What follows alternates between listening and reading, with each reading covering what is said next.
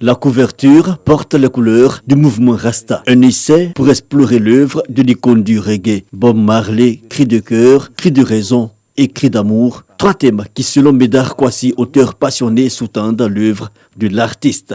Le cri de cœur, c'est cri récent de tout ce qu'il voit dans le monde entier. Le cri de raison, ce sont des leçons qu'il donne à partir de ses connaissances spirituelles et mystiques, il faut le dire. Voilà. Et puis le cri d'amour, ce sont ses amours à lui, et puis l'amour en général entre l'homme et la femme. Marley, pas qu'un simple chanteur, il est au-delà de l'artiste un porteur d'idées, un théosophe. Une des raisons de ce voyage littéraire proposé par Médard Kouassi au cœur de l'œuvre et des textes de Nesta Marley reste la profonde ambivalence des paroles.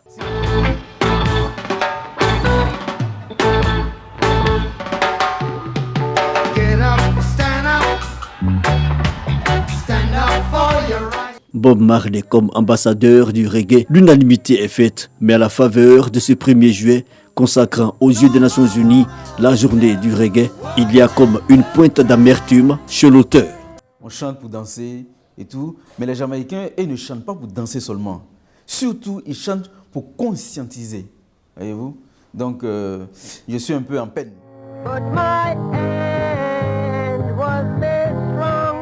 Le 1er juillet depuis 26 ans met en lumière ce rythme, le reggae, une initiative de l'UNESCO qui sonne comme une reconnaissance de l'universalité de la musique de Jah, porteuse de dialogue et de paix. Le reggae qui fait son bonhomme de chemin et la Côte d'Ivoire n'est pas en reste, en témoigne l'organisation le 11 juillet prochain à Bouaké, la 2e ville du pays, du festival international Gbeke Reggae Festival.